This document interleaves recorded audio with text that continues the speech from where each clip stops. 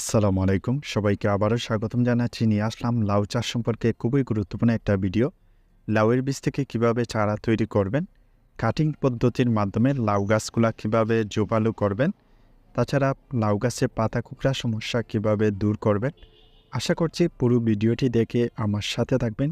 আর চ্যানেলটিতে নতুন হলে অবশ্যই চ্যানেলটি সাবস্ক্রাইব করে নেবেন। যারা বাণিজ্যিকভাবে লাউ চাষ করতে আগ্রহী, আষাঢ় শ্রাবণ এই মাসগুলোতে লাউয়ের বীজ বুনতে হয়। লাউয়ের বীজ থেকে কিভাবে সহজেই আপনি চারা তৈরি করবেন।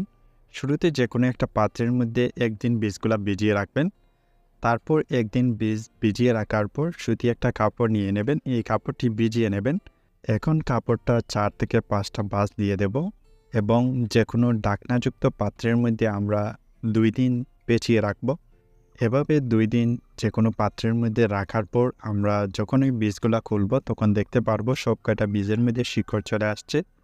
আর এই অবস্থায় আমরা বীজতলায় বা ছাদ বাগানের যে কোনো পাত্রের মধ্যে যদি বীজগুলা বপন করে নেই, 3 থেকে 4 দিনের মধ্যেই আমরা বীজ থেকে চারা তৈরি করে নিতে পারবো। মাদা তৈরির মাধ্যমে 3 থেকে 4 মিটার দূর দূর লাউয়ের মাদা প্রস্তুত করতে হয়। এক একটা মাদার দৈর্ঘ্য আপনারা জমির অনুপাতে আপনারা তৈরি করবেন এবং প্রস্থ 2.5 মিটার, উচ্চতা জমি থেকে 15 থেকে 20 সেন্টিমিটার এবং নালা প্রস্তুত করতে হবে 60 সেন্টিমিটার দূর দূর।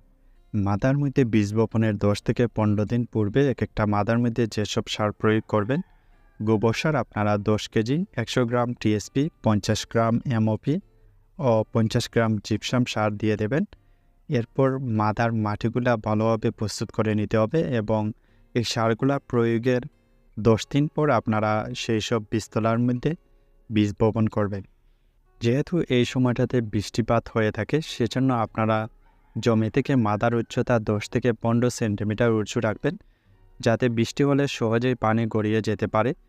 যেসব মাদার মধ্যে বীজ বপন করবেন, বীজ বপনের পূর্বে মাদার মাটিগুলা অবশ্যই জুড়জুড়া করে নিতে হবে। 3 থেকে 4টা বীজ এক একটা মাদার মধ্যে পুঁতে দিতে হবে এবং 1 থেকে 1.5 ইঞ্চি গভীরে এক একটা বীজ পুঁতে দেবেন। শতকে যদি আমরা লাউয়ের বীজ বুনে দেই, তাহলে শতক প্রতি আমাদের বীজের প্রয়োজন হবে 5 গ্রাম। এই সময়টাতে আপনারা যেসব জাতের লাউয়ের বীজ বুনে দিতে পারেন, আমি যে জাতটা বেছে নিয়েছি সেটা হচ্ছে ময়না।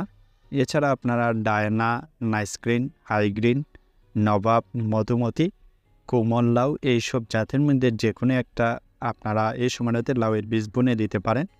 অবশ্যই আপনারা বীজ বোনার ক্ষেত্রে হাইব্রিড জাতের বীজ কিনে আনতে হবে।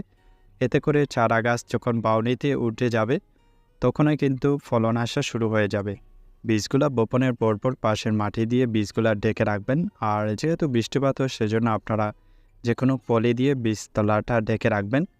4 দিনের মধ্যেই আপনি বীজ থেকে চারা অঙ্কুরোদ্গম করিয়ে নিতে পারবেন। যদি আমার এই প্রসেসটা আপনারা ফলো করে থাকেন, এই মাসগুলোতে আমরা মালচিং পদ্ধতির মাধ্যমেও লাউটা চাষ করতে পারি। লাউ চাষের জন্য উর্বর দোআঁশ এবং বেলে দোআঁশ মাটির উপযোগী। যেসব জমিতে পানি জমে থাকে না, আমাদের সেই সব জমি নির্বাচন করতে হবে। লাউ গাছগুলা সুস্থ সবল রাখতে আপনারা চারা গাছের গোড়ায় আগাছা জন্মালে সেই আগাছাগুলা তুলে ফেলবেন এবং 15 দিন অন্তর অন্তর আপনারা চারা গাছের গোড়ায় কম্পোস্ট সার প্রয়োগ করবেন। দেখবেন চারা গাছগুলো খুব দ্রুত বৃদ্ধি পাবে।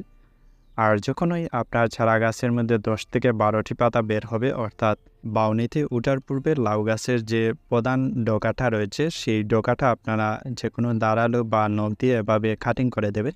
এই পদ্ধতিটাকে বলা হয় 1G কাটিং। আর 1G কাটিংয়ের কিছুদিন পর 1G শাখা থেকে দেখতে পারবেন দুই দিকে নতুন অনেক শাখা প্রশাখা বের হবে। আর সেগুলা যখন 10 পাতা বের হবে, তখন সেই প্রধান ডগাগুলা কেটে দেওয়াই হচ্ছে 2G কাটিং। আর হাইব্রিড জাতের যেসব লাউ আমরা চাষ করি, 1G এবং 2G কাটিংটা সম্পূর্ণ করে দিলেই তখন যে শাখা প্রশাখাগুলা বের হবে, তখন প্রত্যেকটা ডগায় ডগা কিন্তু স্ত্রীফুল আসা শুরু হয়ে যাবে। আমরা যারা বাণিজ্যিক পর্যায়ে লাউ চাষ করি, লাউ গাছে প্রচুর স্ত্রীফুল পেতে এই কাজটা অবশ্যই আপনার লাউ গাছের মধ্যে করে দেবেন। লাউ গাছের মধ্যে বিভিন্ন জাপ পোকা বা বাহক পোকার আক্রমণে আমাদের লাউ গাছের পাতাগুলা কুঁকড়ে যায়, যার ফলে লাউ গাছের ফলন ধারণ ক্ষমতা একেবারে হারিয়ে ফেলে। প্রাথমিক অবস্থায় আক্রান্ত পাতাগুলা আমাদের জমি থেকে ধ্বংস করে ফেলতে হবে। যদি আমরা রাসায়নিক প্রসেসের মাধ্যমে এটা দমন করতে চাই, তাহলে ডায়ামেথেট, এসাটাফ, অ্যাডমায়ার, টিডু, ইমিডাক্লোপিড জাতীয় এসব কীটনাশক রয়েছে, আপনারা যে কোনো একটা প্রতি লিটার পানিতে 1 মিলি হারে 7 দিন পর 2 বার স্প্রে করে দেবেন। দেখবেন কিছুদিনের মধ্যেই কিন্তু এই পাতা কুঁকড়ার সমস্যা দূর হয়ে যাবে। তো বন্ধুরা, এইসব পরিচর্যার মাধ্যমে আপনি লাউ চাষটা শুরু করতে পারেন। লাউ চাষের যে অন্যান্য যেসব পরিচর্যা, চারা গাছের মধ্যে সার প্রয়োগ এবং বিভিন্ন পোকা কীভাবে দমন করতে হয়, সেগুলো আমি পরবর্তী ভিডিওর মাধ্যমে আপনাদের সামনে তুলে ধরার চেষ্টা করব। এছাড়া আপনারা এই সময়টাতে ছাদ বাগানে 14 ইঞ্চির টব থেকে শুরু করে যে কোনো পাত্রের মধ্যে খুব সহজেই লাউ চাষ করে আপনি ঘরের চাহিদা পূরণ করে নিতে পারেন। ছাদ বাগানে লাউ চাষের ক্ষেত্রে আপনারা অর্ধেক মাটি এবং অর্ধেক কম্পোস্ট সার নিয়ে যে কোনো পাত্রের মধ্যে লাউয়ের বীজ বুনে দিন। দেখবেন এভাবে ডগা ডগায় লাউয়ের ফলন আসবে। আজকে এখানে বিদায় নিচ্ছি। আল্লাহ হাফিজ।